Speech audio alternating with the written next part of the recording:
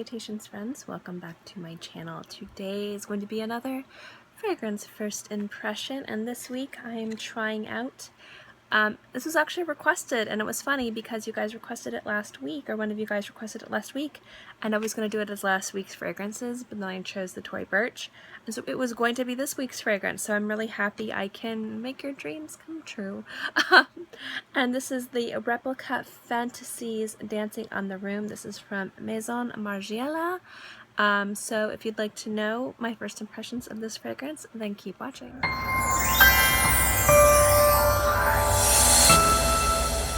like to give you guys a little rundown about how this specific video works. My first impressions videos, I always start off with a fragrance I've either never experienced before in my life, or it at least has never touched my skin. I spritz it on my skin, let it warm up for about 10 to 20 seconds, let you know about the opening notes, and then I come back in about 15 to 20 minutes after it's dried down and let you know what I think at that point. So that will be my first impressions video after I've worn it for about 20 minutes. At the end of this video, I will give you my final thoughts on last week's fragrance, which means you will know what I think about last week's fragrance, which was from Tory Burch. It was Jolie, Fleur, Lavande, which was the new fragrance from their Pretty Flower line, which was a lavender fragrance, which means that next week you will get my final thoughts on this guy. So let's get started. Anyway, the notes are, it has Aldehydes, it's Moonflower, Jasmine, Frangipani, Iris, Cashmeran, a cord of Ambergris, and musk. It's supposed to be mysterious, sedative, and luminous. I guess, but let's give it a whirl. So here it is. I'm really excited to try it. And I'm gonna gently dab because a lot came out. I don't like rubbing, you guys. Rubbing's not good, but sometimes if I get a lot, I just go like that, you know, just to get it on the other side. So this is, it's smelling, it doesn't smell bad. It actually smells really nice. There's something warm and kind of creamy about it. It's like I'm getting the accord of ambergris, I'm getting the frangipani and the iris, and a little bit of jasmine, not much aldehydes. That'll probably be more at the dry down. This is kind of wearing heavier than I thought it would be. It's not mysterious or sedative or luminous at this point, but it's pretty.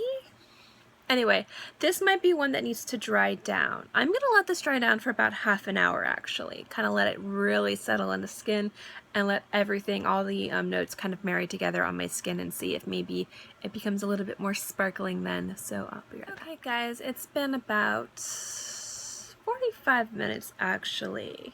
I kind of was just on my computer the entire time. I wanted to kind of do an update. Let's strip the name from this completely. Dancing on the Moon. When I think of Dancing on the Moon, I think of something a little bit dry, a little bit sweeter, more mysterious, kind of sparkling. This smells more like dancing in a field of flowers on a warm spring day. I don't think the name works with this fragrance, which is fine. It's supposed to be mysterious. There's something in this that kind of reminds me of osmanthus, like that kind of like sort of a little bit sour, creamy, bitter, hay-like flower. I get the musk and the aldehydes now that it's dried down. They weren't there at all in the beginning. It was kind of a very strong, creamy, floral, I don't want to say mess, but it was hard to really make out different things. The iris and the aldehydes and the musk now are a lot more apparent than it was in the opening, which I think this needed. I think this definitely needed that aldehydes and the musk to brighten it up and kind of add a different layer and a little bit of complexity to this fragrance. That being said, this fragrance really doesn't have that much complexity. And the thing is with the replica fragrances from Maison Margiela, I don't usually get a lot of complexity. Generally, it's one feeling, and that's what the fragrance kind of plays out. Now, their fragrances are fantastic. I really enjoy all of them. By the Fireplace is one of my most favorite fragrances ever. This is not a bad fragrance at all. Do not get me wrong. But if you read the name and you were thinking sedative, luminous, and mysterious, and you had this like fantasy in your head of how this fragrance will smell, this does not smell like that. This is very disjointed from the name, which is fine. It's fine. This would probably, to me, doesn't smell like something that would fit into the Fantasies line. They could probably have remarketed this as part of the regular or standard replica line, and it probably would fit in better. I think at $180 for this fragrance, it is more money. It's not a bad price for us. The juices are very nice quality. The flowers are very rich. It's very subtle. Has a little bit of brightness, a tiny bit of balance to it. It's a really nice fragrance, do not get me wrong. But for the feeling that this fragrance is supposed to invoke, I think that it misses the mark. Now overall, it's a very nice floral fragrance. You get the iris, you get the jasmine, you get the moonflower, you get a bit of ambergris, and the aldehydes and the musk definitely add a bit of sparkle to this. So it is a really nice fragrance overall. I think if I were to give this a grade, I would give this a B. I don't think that it's a very inspired floral fragrance, and I definitely think that there are nicer ones from the Replica line. But it is a very nice fragrance, and if you're looking for a slightly bright but warm floral fragrance, definitely give this a shot.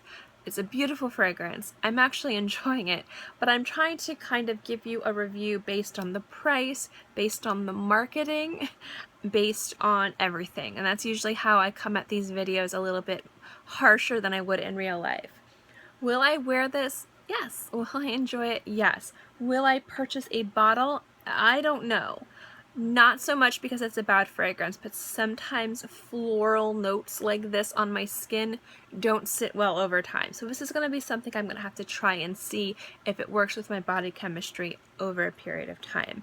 But fragrance-wise, it is really nice, but I will just say it's like a slightly warm, hay-esque, sparkling floral fragrance. So if that's what you're into, definitely sample this and give this a shot.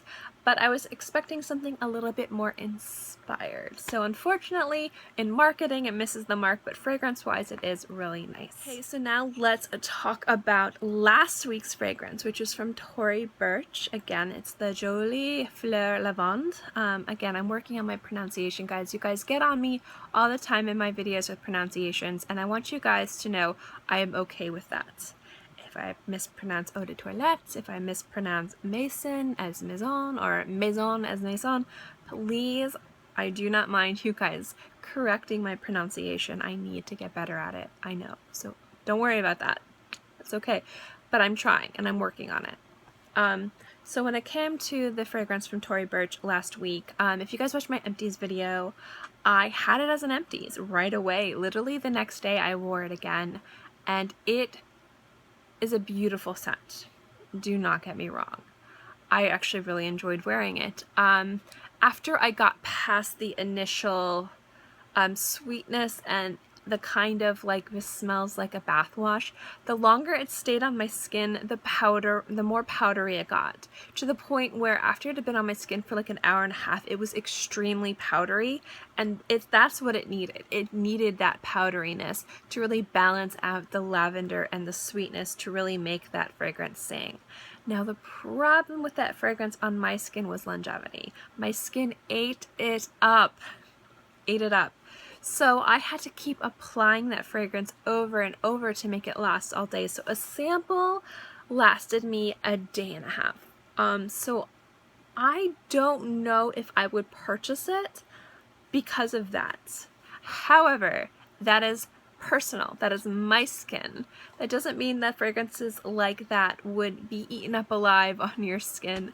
But I would definitely sample it first just in case, because the longevity on that fragrance was an hour and a half, 2 hours. So when it got to be the most beautiful, like around an hour, I really only got to experience that for like a half an hour tops.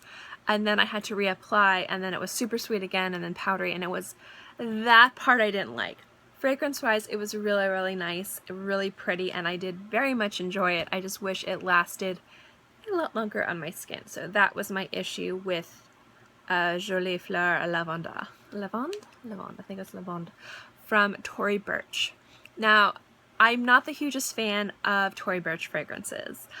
Not that they're bad fragrances, they don't excite me, except for Jolie Fleur Verte. That one is stunning. And the rose one is nice. But I much prefer other roses, like Roses de Chloe to me is just a stunning fragrance in general. But the Vert one is just beautiful and fresh and perfect for spring. The lavender is really nice, do not get me wrong, if you like lavender fragrances, if you like very powdery fragrances, and if it can last longer than 2 hours on your skin, I definitely would recommend it. It just didn't quite perform how I wanted to, so I think I'm going to be skipping that fragrance just for that reason, but I did enjoy sampling it. Thank you guys so much for watching this video. I hope you enjoyed it. If you like my fragrance videos and my fragrance first impression videos, remember to give this a thumbs up. Lets me know to continue doing videos like this. And also don't forget to subscribe, because it's free and I'm free. And I put out new videos every Monday through Friday, and sometimes on the weekends as well. So I'll always have something for you to watch. In any case, I hope you guys are all happy and healthy. Have a great day, month, year, whatever. And I'll see you next time.